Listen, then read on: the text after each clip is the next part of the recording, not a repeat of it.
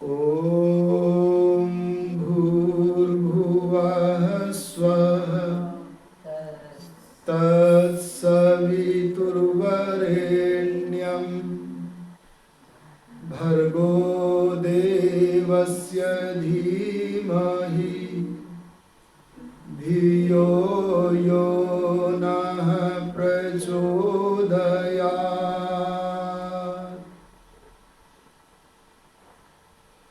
हमारे अपने इस वेद मंदिर कोल्हापुर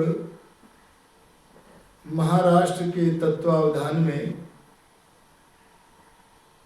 8 दिवसीय वैदिक सत्संग में समुपस्थित सनातनी आर्य महानुभावों, ये सृष्टि बड़ी विचित्र है। इस सृष्टि में कोई विद्वान है, कोई अल्प विद्वान है, कोई बहुत मंदमती है,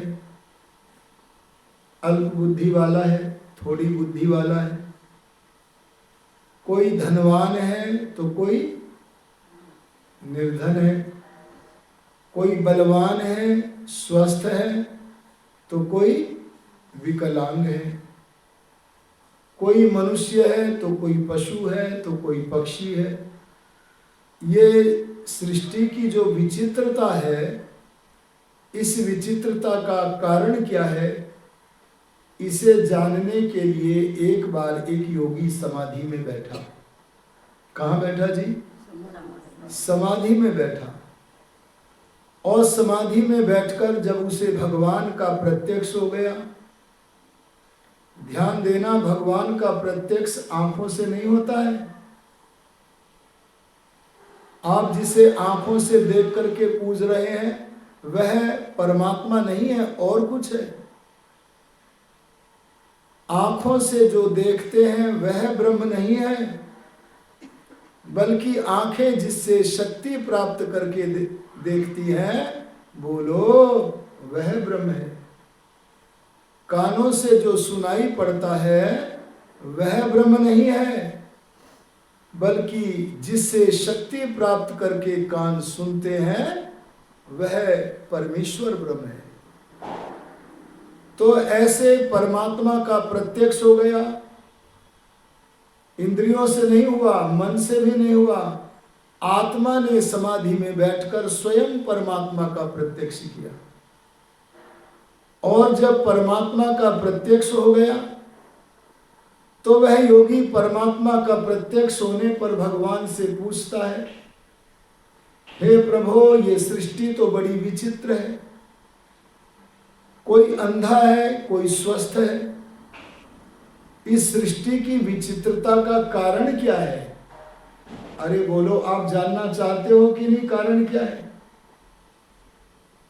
अगर आप जिनका आस्था ग्रंथ कुरान है उन मुसलमानों से पूछोगे कि संसार में कोई विद्वान है, कोई अविद्वान है, कोई पशु है, पक्षी है, कोई मनुष्य है, इसके पीछे कारण क्या है? तो वेदों के स्वाध्याय के बिना वे अज्ञानी कहते हैं खुदा की मर्जी।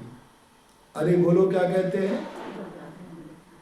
क्या किसी को दुखी बना दे, किसी को सुखी बना दे, ऐसी खुदा की मर्जी कोई अच्छी हो सकती है? इसलिए ऐसा कारण नहीं है कि ईश्वर की मर्जी है, बल्कि इसके पीछे कारण क्या है? जब समाधि में एक योगी बैठ गया तो भगवान से ही पूछने लगा, हे प्रभु, आपकी ये सृष्टि बड़ी विचित्र है, इसकी विचित्रता का कारण क्या है? और जब भगवान ने इस सृष्टि की विचित्रता का कारण बताया तो उसे सुनकर वह योगी समाधि से उठा, अरे खिलाकर हंसा और बोला, आओ आओ दुनिया के लोगों, आओ, मैं तुम्हें भगवान से पूछकर बताना चाहता हूं कि ये सृष्टि विचित्र क्यों है। आप जानना चाहते हो कि नहीं? बोलो। तो सुनो क्या बोले ऋषि। ऋषि समाधि में भगवान से पूछकर उठे, खिलखिलाकर हंसे और बोले आओ दुनिया के लोगों इस सृष्टि की विचित्रता का कारण समझो। कर्म वैचित्र्यात् सृष्टि वैचित्र्यम। सब प्राणियों के कर्म भिन्न भिन्न हैं, न्यारे न्यारे हैं, अलग अलग हैं। और जिसके जैसे जैसे कर्म हैं उन कर्मों के अनुसार वैसे वैसे ही बोलो कर्म फल है। अगर किसी ने विद्वान बनने के कर्म किए तो विद्वान बन गया, किसी ने धनवान बनने के कर्म किए तो धनवान बन गया, किसी ने स्वस्थ रहने के कर्म किए। अच्छा, आपने पंडित राम प्रसाद बिस्मिल जी का नाम सुना है? सुना है कि नहीं सुना है? अरे इतने बड़े आदमी का नाम नहीं सुना है? राम प्रसाद बिस्मिल वह व्यक्ति थे जो भारत की स्वतंत्रता के लिए अमर क्रांतिकारी थे। उनको गलफास का दंड दिया गया, फांसी का दंड दिया गया। और जिस दिन प्रातः काल उन्हें 7 बजे फांसी लगनी थी, उस दिन भी व्यायाम कर रहे हैं। अच्छा, अगर आज प्रातः काल मुझे 7 बजे फांसी लगनी हो और मैं प्रातः काल भी व्यायाम करूं तो व्यायाम का फल तो शरीर को मिलेगा और शरीर आज नष्ट होना है। लेकिन आत्मिक बल देखो, मेरे व्यायाम करने के संस्कार परलोक में भी मेरे साथ चले जाएं। अरे संध्या कर रहे हैं, भगवान का भजन कर रहे हैं अमर क्रांतिकारी बलिदानी राम प्रसाद बिस्मिल जी, ऐसे ही यज्ञ कर रहे हैं। तो क्या बना? हमने जैसे जैसे कर्म किए हैं वैसे वैसे कर्मों का फल परमात्मा हमें प्रदान करता है। ये परमेश्वर अपनी इच्छा से किसी को सुख या दुख नहीं देता। हाँ, कर्म फल की व्यवस्था करने वाला तो परमात्मा है, समझ गए ना? पर वो करता है न्याय की तुला पर तोलकर। जिसने जैसा किया है वैसा ही उसको फल मिलता है। वेद में परमात्मा कहते हैं न किल विषमत्र न धारो न यन्मित्रैः सममान एति अनूनम पत्रम न एतत् पक्तारम पक्वः पुनराविशाति। इस वेद मंत्र में परमात्मा कह रहे हैं मैं जो कर्म फल की व्यवस्था करता हूं उसमें किसी भी प्रकार की कोई कमी नहीं है। जैसा कर्म है वैसा ही तोल करके फल देता हूं, न उससे कम और बोलो न उससे ज्यादा। अच्छा, भगवान जो कर्म फल देते हैं अगर हम सिफारिश लगवा लें तो कुछ क्षमा मिल जाएगी कि नहीं मिल जाएगी? बोलो जी। अरे गुरु जी की सिफारिश लगवा लें तो क्षमा मिल जाएगी कि नहीं मिल जाएगी? गुरु जी खुद जेल में पड़े आसाराम बाबू, कैसे मिल जाएगी? नकली गुरु जेल में पड़ा है। ये मत समझो ना धारो। अरे किसी प्रकार का कोई सहारा नहीं मिलेगा तुम्हें कर्म फल के से बचने में। जैसा किया है वैसा तो भोगना ही पड़ेगा। अच्छा, किसी का पल्लू पकड़ के, अरे किसी मित्र से संबंध जोड़कर अगर हम अपने कर्म के फल से बचना चाहे तो बोलो बच सकते हैं कि नहीं? तो कहा वेद ने न यन्मित्रैः सम अममान एति, अर्थात मित्रों का पल्लू पकड़ करके भी, अपने संबंधियों का पल्लू पकड़ के भी हम अपने कर्म फल से वंचित नहीं हो सकते। इसलिए जिसने जैसा कर्मों का पात्र भरा है, अरे काहे का पात्र भरा है? जैसा कर्मों का पात्र भरा है वैसा ही उस कर्म पात्र में से कर्म फल निकल करके भगवान की व्यवस्था से हमें मिलता है। और वो प्रारब्ध 3 रूपों में हमें मिलता है। अरे बोलो कितने रूपों में? एक प्रारब्ध का, प्रारब्ध माने भाग्य। अरे प्रारब्ध माने, प्रारब्ध माने कर्म फल। तो कर्म फल 3 रूपों में मिलता है। एक कर्म फल का रूप है जाति। क्या है जी? हमें जाति कर्म फल के अनुसार मिलती है। यहां जाति का अर्थ क्या है? वो नहीं जो हम लोगों ने बना रखी है, वो नहीं, बल्कि जो परमात्मा बनाता है। जैसे मनुष्य, यह जाति। हम सबकी जाति अलग अलग है कि एक है? बोलो, अलग अलग है। अरे जिन स्त्री पुरुष के विवाह होने पर संतान पैदा हो जाए, बोलो वे एक जाति के हैं। हम सब मनुष्यों की एक जाति है और हमारी जाति का नाम है मनुष्य जाति। किसी को जाति दे दी भगवान ने कुत्ता, अरे बोलो किसी को बिल्ली, अरे किसी को चिड़िया। ये जो अलग अलग जातियां परमात्मा ने हमें दी हैं, ये वैसे ही नहीं दे दी। ये जन्म के समय वर्तमान जीवन के लिए जो जाति निश्चित होकर आई है वही मिल रहेगी। अरे कुत्ता पूरे जीवन कुत्ता ही रहेगा, अरे बोलो गाय पूरे जीवन गाय ही रहेगी, अरे बोलो मनुष्य पूरे जीवन मनुष्य ही रहेगा। एक कर्म फल का रूप जो जन्म के समय भगवान की व्यवस्था से व्यवस्थित होकर आता है, वो क्या है? जाति। आप कौन सी जाति के हो? मनुष्य। ये आपका कर्म फल है जो आप मनुष्य बने हो।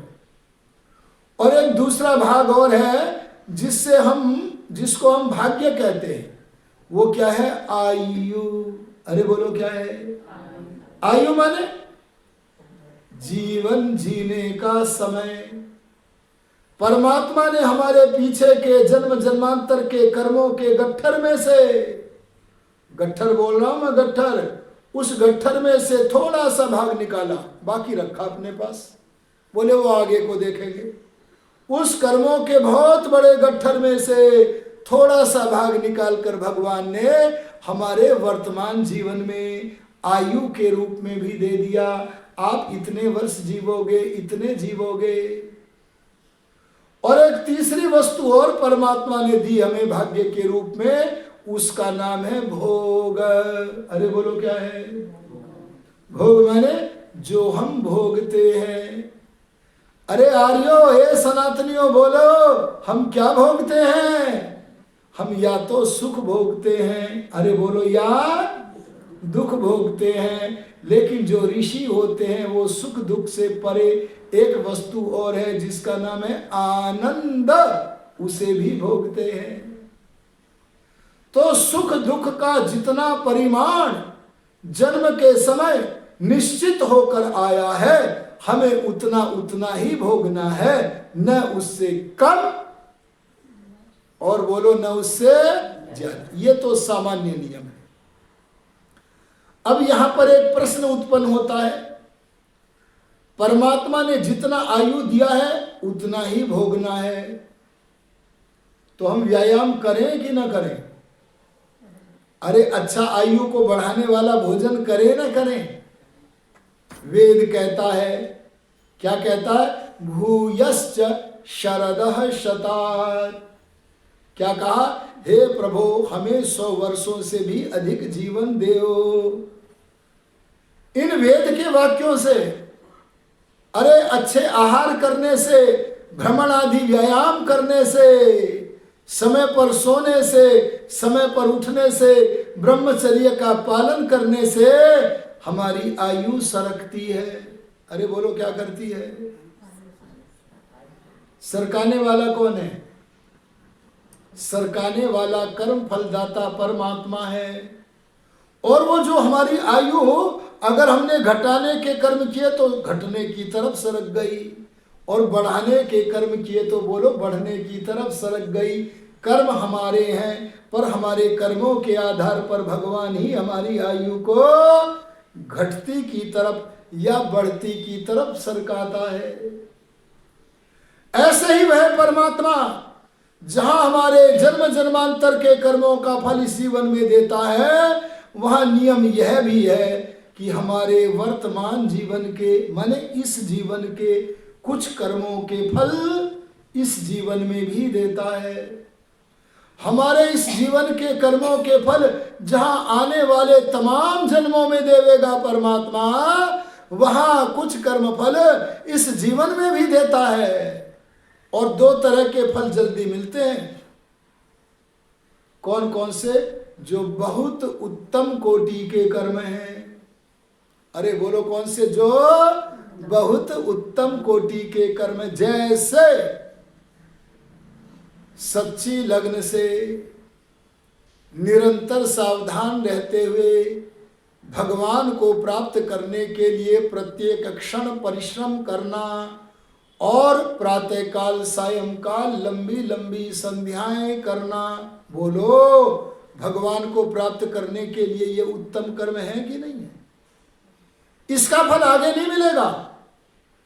अरे योगाभ्यास करने के लिए ब्रह्मचर्य का पालन करोगे, अरे स्वास्थ्य को अच्छा रखने का प्रयत्न करोगे, तो इसका कर्म का फल इसी जीवन में मिलेगा।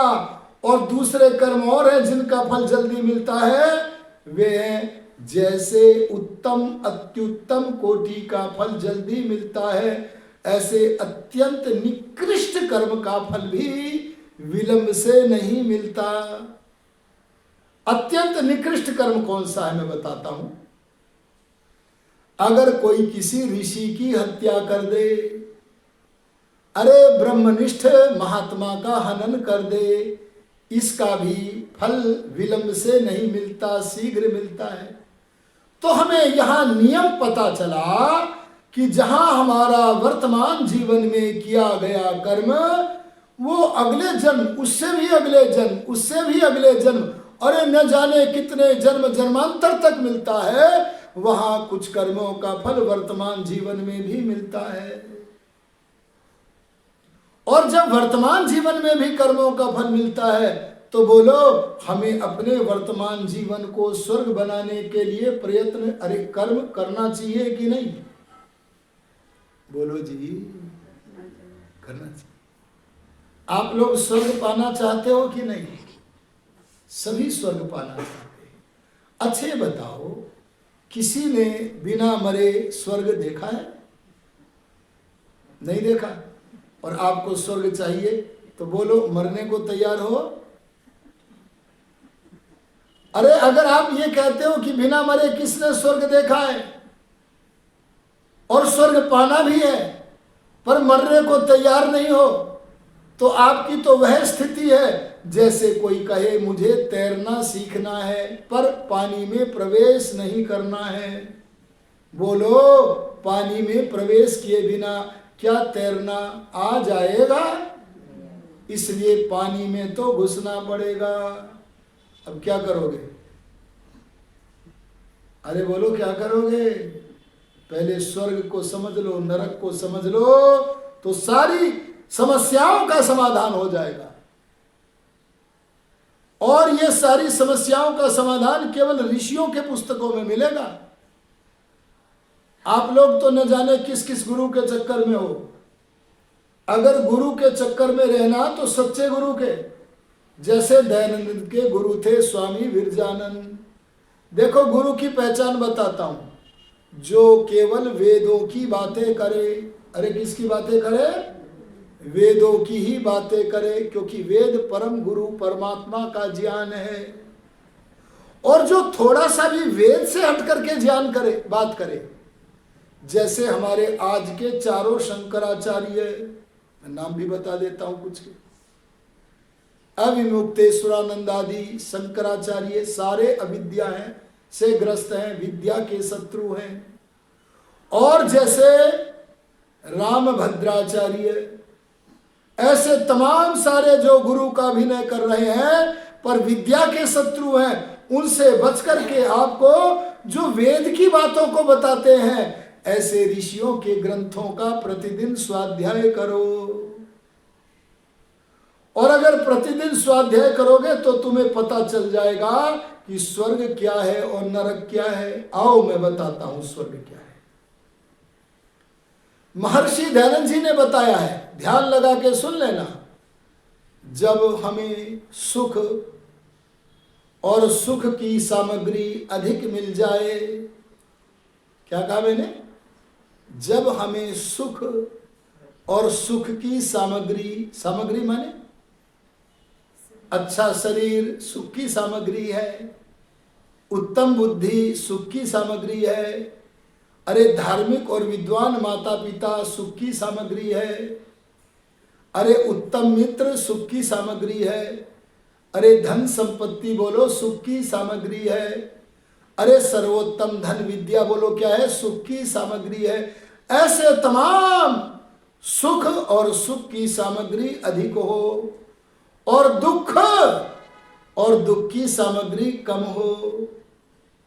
दुख की सामग्री क्या है? भ्रम में फंसना, अविद्या में फंसना, मत मतांतरों में फंसना, कुरान पर आस्था करना, बाइबिल पर आस्था करना, वेदों को छोड़ना, ये क्या है? अरे बोलो ये क्या है? दुख की सामग्री। इसलिए मैं कहता हूं जब सुख और सुख की सामग्री अधिक हो और दुख की सामग्री होती तो है स्वर्ग में भी पर कम हो। ये क्या है?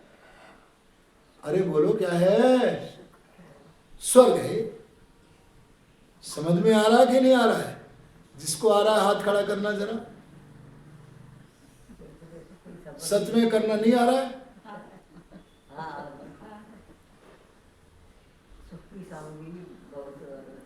हाँ ध्यान से सुनो बिल्कुल। और नरक क्या है? जब दुख और दुख की सामग्री क्या है? शराबी माता पिता मिल गए, अरे शराबी पत्नी मिल गई, शराबी पति मिल गया, मांसाहार करने वाला पति मिल गया, तो बोलो ये सुख की सामग्री है कि दुख की? इसी का नाम क्या है? नरक। तो मैं आपसे कहना चाहता हूं कि जब सुख विशेष हो, सुख अधिक हो, सुख का सामान भी हमारे पास अधिक हो, तो हमारी वह अवस्था क्या है? स्वर्ग। और जब दुख अधिक हो और दुख का सामान भी अधिक हो, बोलो उसका नाम क्या है? नरक। अब ये बताओ, ये स्वर्ग और नरक आपके वर्तमान जीवन में है या मरने के बाद है? है जी? मरने के बाद भी है और यहाँ भी है, दोनों तरफ है। अरे ज्ञान की आंखों से देखो। कौन सी आंखों से? चर्म चक्षुओं से मत देखना, सब कुछ नहीं दिखता इससे। ज्ञान की आंखों से देखो। कोई अंधा है, कोई तो कारण होगा। अरे कोई लंगड़ा है, कोई तो कारण होगा। कोई लूला है, कोई तो कारण होगा। कोई विद्वान है, कोई तो कारण होगा। कोई मूर्ख है, कोई तो कारण होगा। अरे होगा कि नहीं होगा? क्या कारण के बिना कार्य होता है? नहीं होता। इससे क्या पता लगा? इससे क्या पता लगा कि हमारे पास जो लोगों को हम सुखी या दुखी देख रहे हैं, अरे स्वर्ग में या नरक में देख रहे हैं, तो उनके पीछे के कर्म कारण हैं। अरे पीछे के कर्मों के कारण, वर्तमान जीवन के कर्मों के कारण भी हम सुखी होते हैं और पीछे के भी। इसलिए आओ, अगर हमारा परिवार स्वर्ग है तो स्वर्ग बना रहे, बिगड़े ना। इसके लिए क्या करें यह बताएंगे आज। और अगर हमारा घर में स्वर्ग नहीं है, अरे सुख नहीं है, तो कैसे सुख घर में आ जाए? इसकी बातें सुनना चाहते हो कि नहीं सुनना चाहते हो? तो चलो मैं भगवान की वाणी, वेद के कुछ मंत्र आपके बीच में धरता हूं। एक वेद का मंत्र है, अनुव्रतः पितुः पुत्रो मात्रा भवतु सम्मनः जायापत्ये मधुमतीं वाचं वदतु शान्तिवां। क्या कहा? परिवार में स्वर्ग कैसे हो? सबसे पहले कहा अनुव्रतः पितुः पुत्रः,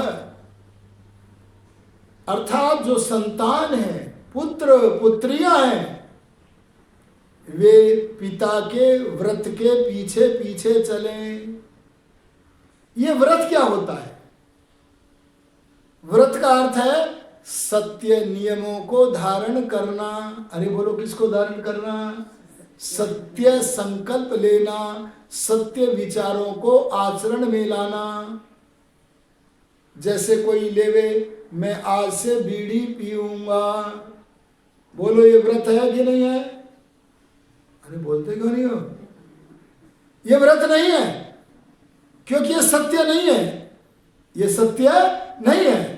तो व्रत क्या है? सत्य नियमों को धारण करना। जैसे मैं आज से भगवान का भजन करूंगा, बोलो व्रत हुआ नहीं, संकल्प हुआ कि नहीं? और क्या है? मैं आज से प्रतिदिन ऋषि मुनियों के ग्रंथों का अध्ययन करूंगा, अरे वेद को पढ़ूंगा, बोलो ये संकल्प व्रत है कि नहीं है?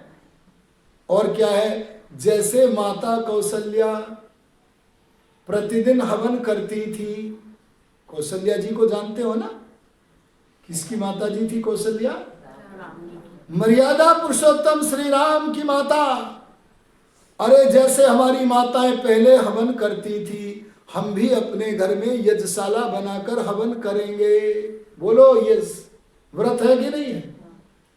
और हम अपने जीवित माता पिता, चाचा चाची, ताऊ ताई, दादा दादी, बड़े लोग होते हैं ना घर में, बोले उनका प्रतिदिन श्राद्ध करेंगे।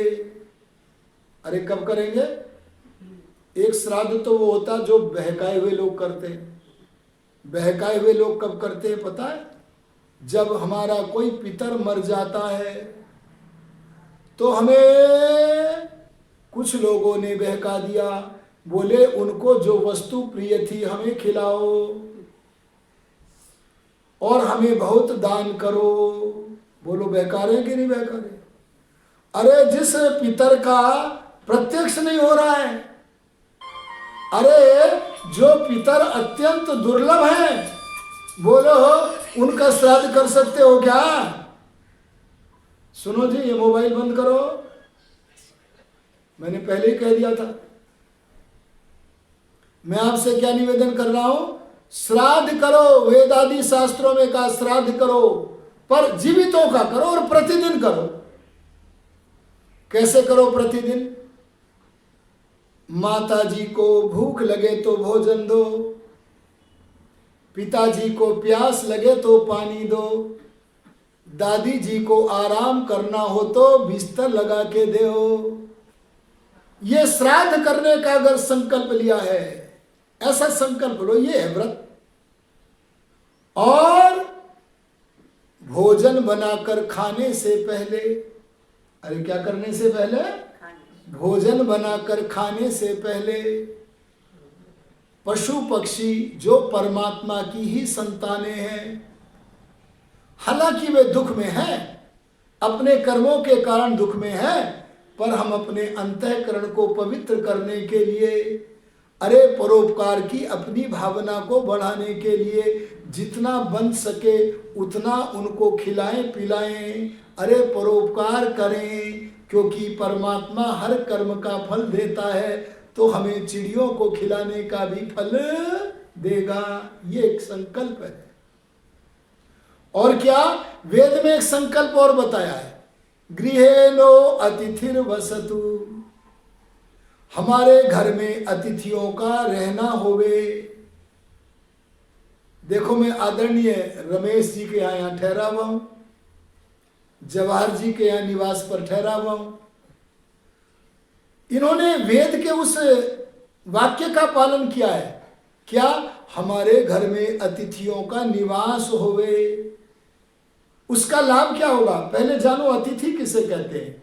जो विद्वान है और विद्वान होने के कारण वैसा ही आचरण करता है और हमें सत्य सत्य ज्ञान कराता है, हमें बहकाता नहीं है, सत्य बोध कराता है।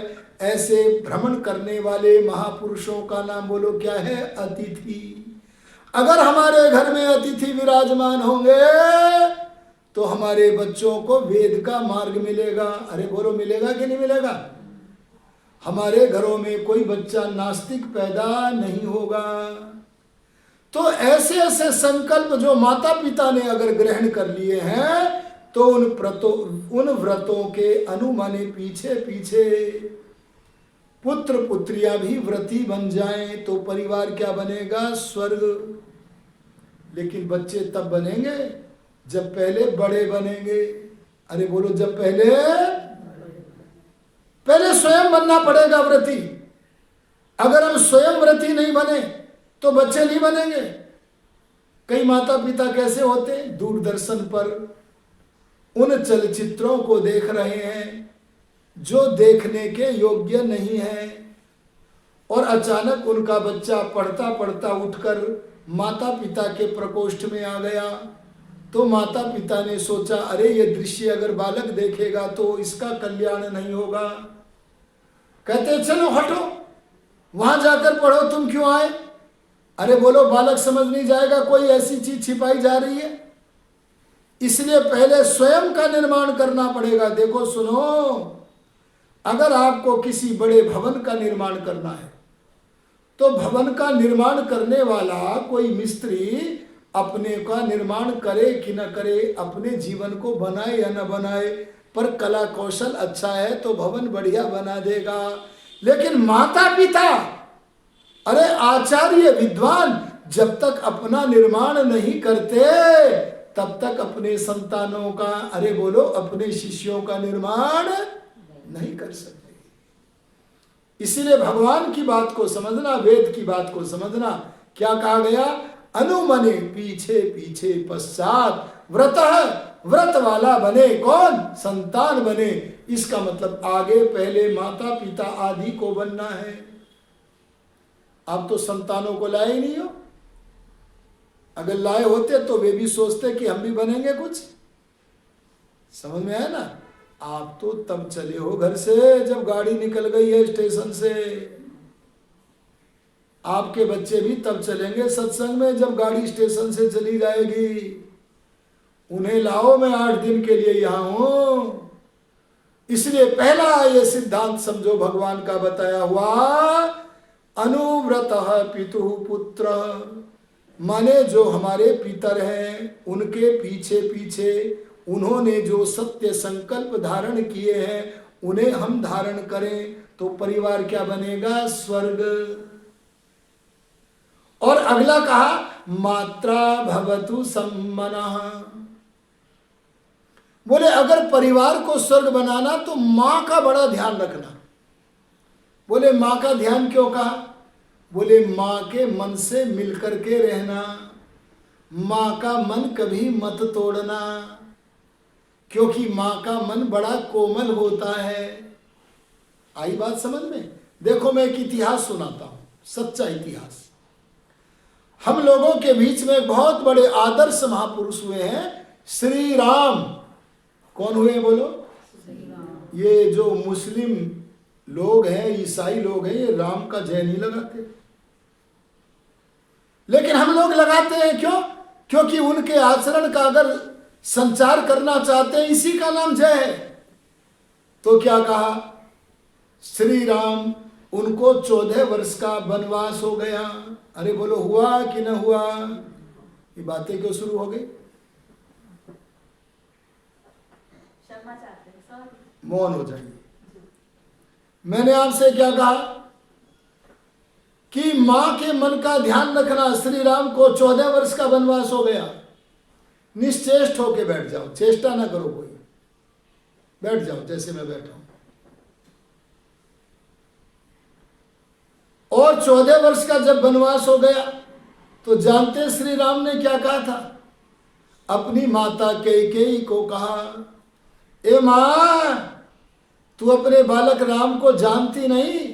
रामो द्विर्नाभिभाषते, राम कभी 2 बात नहीं बोलता, अर्थात मन में कुछ हो और वाणी में दूसरा कुछ हो, ऐसा राम के साथ नहीं है।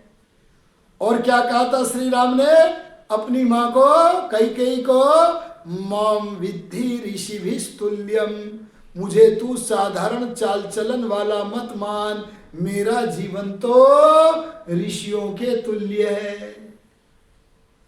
अरे उन व्रतों को धारण करो तो स्वर्ग बनेगा। और कहा मेरे जीवन तो ऋषियों के तुल्य है। पिताजी ने अगर मुझे आदेश कर दिया वन गमन करने का तो मैं कल नहीं जाऊंगा वन, मैं वन गमन आज ही करूंगा। और आज ही वन गमन करने में बस इतना समय लगेगा कि सीता को समझा दूं और माता कौशल्या से अनुमति ले लूं, बस इतना समय लगेगा। और ये कहकर माता कौशल्या के भवन में चल दिए। अरे माता कौशल्या क्या कर रही थी?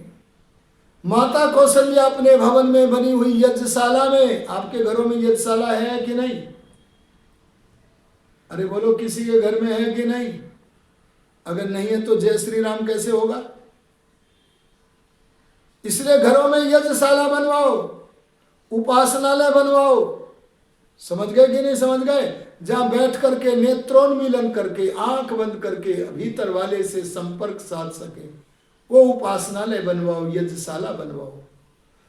तो वो जो माता कौशल्या थी वो वेद मंत्रों का मनोहर मन को हरने वाले ध्वनि से, मन को हरने वाली ध्वनि से वेद का नाद करते हुए, वेद के मंत्रोच्चारण करते हुए प्रातःकालिक कर्म हवन कर रही थी। और जब अपने पुत्र राम को देखा तो सोचने लगी मां कौशल्या यज्ञ करते हुए कि मेरे बेटे को आज राज्याभिषेक होगा, लगता है प्रातःकाल इसलिए आया है, मेरे से आशीर्वाद मांगने आया है। और पर राम के आने पर भी उसने यज्ञ कर्म में कोई बाधा नहीं आने दी, अपने यज्ञ कर्म में लगी रही। पर उसने देखा कि राम आया तो है मेरे पास, पर यज्ञशाला के ऊपर क्यों नहीं चढ़ा? ये तो यज्ञशाला की पैड़ियों पर ही बैठ गया, न जाने क्यों बैठ गया। लेकिन जिस समय यज्ञ पूर्ण हुआ तो माता कौशल्या अपने पुत्र राम की तरफ ऐसे दौड़ी, अरे ऐसे दौड़ी जैसे कोई गाय अपने बछड़े की तरफ दौड़ती है। और ध्यान देना, उस समय राम ने जब बताया कि मां मुझे 14 वर्ष का वनवास हुआ है और भरत को राज्याभिषेक की घोषणा हुई है, तो मां ने कहा था नहीं, पिता से बड़ा स्थान मेरा है और मैं माता तुझे आज्ञा देती हूं कि तू वनगमन नहीं करेगा। अब बोलो समस्या आ गई कि नहीं आ गई श्री राम के सामने? तब श्री राम ने बड़ी चतुरता से लंबा संवाद किया और लंबा संवाद करके माता के मन को तोड़ करके वन नहीं गए, बल्कि माता को समझाकर और उनसे अनुमति लेकर के ही वनगमन किया। ऐसे ही अगर परिवार को स्वर्ग बनाना है तो मां का मन बड़ा कोमल होता है। अरे मां के मन को तोड़ करके कोई काम न करो, माता के मन का ध्यान रखो, माता के मन वाले हो जाओ। अनुव्रतः पितुः पुत्रो मात्रा भवतु सम्मनः, जाया पत्ये मधुमती वाचम। पत्नी के लिए एक शब्द आता है जाया। बोलो क्या आता है जी? पत्नी को जाया क्यों कहते हैं? पत्नी को जाया इसलिए कहते हैं जो अपने पति को उत्पन्न करती है। अरे बोलो किसे उत्पन्न करती है? कैसे उत्पन्न करती है पति को? इस संदेश को भी आप समझिएगा। पति को कैसे उत्पन्न करती है? अपने पति के सद्गुणों के बारे में गर्भवती होकर विचार करती है, उनसे उत्तम संभाषण करती है, उसके सद्गुणों का विचार कर करके उन सद्गुणों को अपने गर्भस्थ बालक के भीतर प्रवेश करा देती है। ऐसे करके पिता के गुणों से संपन्न अर्थात अपने पति के गुणों से संपन्न बालक को जन्म देने से मानो अपने पति के गुणों को पुत्र के रूप में उत्पन्न कर रही है। ऐसा कार्य करने में जो सक्षम है उस देवी का नाम क्या है? जाया। अरे बोलो क्या है? एक पत्नी ऐसी भी होती है जो चित्र बड़े गंदे गंदे रखती है, नाचने वालियों के, नाचने वालों के, वो जाया नहीं बन सकती।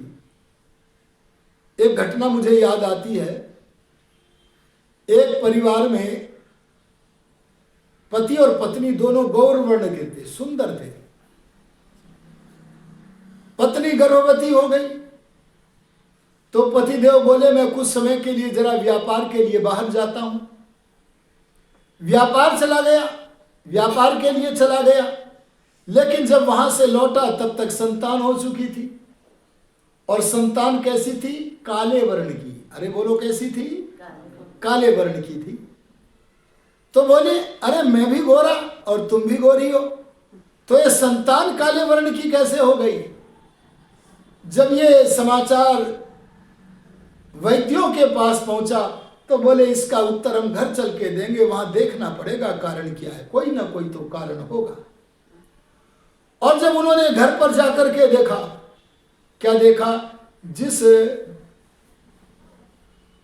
खाट पर वह देवी सोती थी उस खाट के सामने काले वर्ण का, बिल्कुल काला, वो काली माई भी होती है ना। अरे आपके यहां महाराष्ट्र में होती है कि नहीं? अरे बोलो, ये गंदे गंदे फोटो मत रखा करो, सनातनी हो। ऐसा एक काला सा कोई बड़ा खराब सा फोटो रख रखा था, जैसे कई लोग अपने भवन पर हंडिया लगा देते हैं ना, ऐसे काला सा फोटो रख रखा था। और जब वो सोती थी तब भी, उठती थी तब भी बार बार वो काला फोटो दिखता था। बोले उसकी छाप, उसका अंकन संतान में आ गया। बताओ क्या वो अपने पति के गुणों को जन्म दे सकी? अगर कोई महिला चुगली करती है गर्भवती होने पर तो बच्चे के अंदर भी वे बुरे संस्कार आएंगे। अगर वो अपने पति और अन्य ऋषि महापुरुषों के चित्र लगाकर उनके गुणों को उतारती है अपने संतान में, तो समझ लो कि वो अपने संतान का निर्माण गर्भावस्था से प्रारंभ कर रही है। इसीलिए ऐसी जो जाया है, ऐसी जो नारी है, ऐसी जो पत्नी है, वो कैसे अपने परिवार को स्वर्ग बनाए? जाया पत्ये मधुमतीम वाचम वदतु शंतिवाम। बोले पत्नी पति के साथ मधुर वाणी बोले, शांति देने वाली बोले। अच्छा, अगर आपके अंदर अहंकार आता है तो बोलो आपका वचन मीठा होगा क्या? अहंकार से हटके बोले। अगर आपके अंदर क्रोध होगा तो बोलो प्यारा बोलोगी क्या? नहीं बोलोगी। और अगर मन पवित्र होगा तो कल्याणकारिणी बातें बोलोगे। अरे अगर मन में चंचलता नहीं होगी तो सीमित वाक्यों को बोलोगे, असीमित अर्थों को देने वाले वाक्यों को न बोलोगे।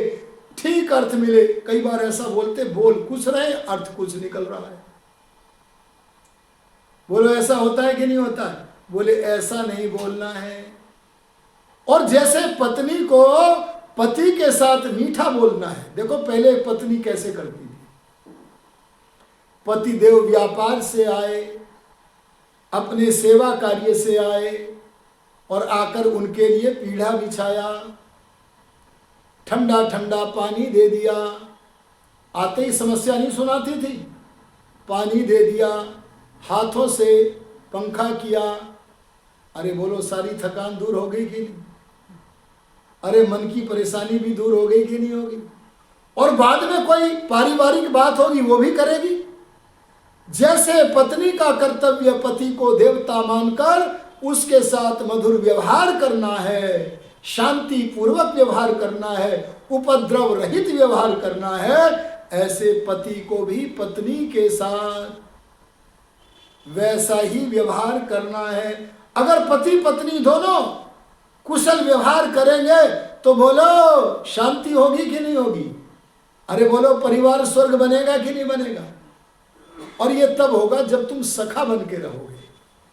क्या बन के रहोगे जी? पति पत्नी को सखा बन के रहना चाहिए। हमारे विवाह संस्कार में जब सप्तपदी होती है तो 7वां पैर जब रखते हैं तो पति पत्नी को संबोधित करके कहता है सखे सप्तपदी भव। ए सखे आओ मेरे संग चलकर एक पैर और चलो, आओ एक पैर और चलकर मेरे संग तुम सप्तपदी बनो। यहां क्या संबोधन दिया गया है जी? सखे आओ, मैं सखा का अर्थ बनाकर बताकर वाणी को विराम देता हूं। सखा के 2 अर्थ ध्यान देना, आप लोग अपने जीवन में धारण करना। पहला अर्थ समानम ख्यानम ययोहो, जिन दोनों का विचार समान होता है। क्या बोला जी मैंने? जिन दोनों का विचार कैसा होता है? समान होता है। वे समान विचार वाले क्या होते हैं? सखा। आ गया समझ में? अगर आपके विचार अलग अलग हैं, एक मांसाहारी है एक शाकाहारी है, तो बोलो घर में देवासुर संग्राम चलेगा कि नहीं चलेगा? अरे बोलो सखापन नष्ट हो जाएगा कि नहीं हो जाएगा? इसलिए क्या कहा? समान विचार होने चाहिए। अगर समान विचार हुआ तो पति के लिए पत्नी और पत्नी के लिए पति पूज्य हो जाएंगे। बोलो होंगे कि नहीं होंगे? और क्या करना? सखा का दूसरा अर्थ क्या है? समानम ख्यातिर ययोहो, जिन दोनों की ख्याति माने बड़ाई प्रशंसा समान होगी। अगर पति की प्रशंसा हो रही है तो उनकी प्रशंसा को अपनी प्रशंसा मानकर उछलने लगे, प्रसन्न होने लगे, कूदने लगे, वाह वाह वाह कहने लगे। बोलो उसका नाम क्या है? सखा। और अगर पति की प्रशंसा पत्नी की प्रशंसा हो रही है तो पत्नी की प्रशंसा को अपनी प्रशंसा मान करके जो उछलने लगे, प्रसन्न हो जाए, ऐसे पति को क्या कहेंगे? सखा। आ गया कि नहीं आ गया? तो अगर सखा भाव से आप अपने जीवन को चलाओगे तो बताओ आपका परिवार स्वर्ग बनेगा कि नहीं बनेगा? इसलिए मैंने कहा जहां हम जन्म के समय अपने पीछे के जन्मों के कर्मों के गट्ठर में से थोड़ा सा भाग वर्तमान जीवन में भोगने के लिए लाते हैं, भाग्य के रूप में उनके 3 रूप होते हैं, जाति, आयु और भोग। वहां हम वर्तमान जीवन में जाति तो नहीं बदल सकते, जाति तो वर्तमान जीवन में मनुष्य ही रहेगी। हाँ, कर्म बदल गए तो आगे जाति बदल सकती है, पर वर्तमान जीवन में हमारी जाति क्या रहेगी? बोलो मनुष्य। पर हम आयु में परिवर्तन कर सकते हैं, इसलिए आयु को बढ़ाने के कर्म करो। और जितना सुख का परिमाण पीछे के कर्मों के आधार पर लेकर के आए हो उसे बढ़ाने के लिए, अरे जीवन को, परिवार को स्वर्ग बनाने के लिए हम उत्तम उत्तम कर्म करें, जिससे हमारा इहलोक और परलोक भी स्वर्ग बन जाए। इस वेद वाक्य के अनुसार अगर आपने आचरण किया तो आपका परिवार, आपका जीवन स्वर्ग बन जाएगा। इन्हीं शब्दों के साथ अपनी वाणी को विरमित करता हूं। ओम शम।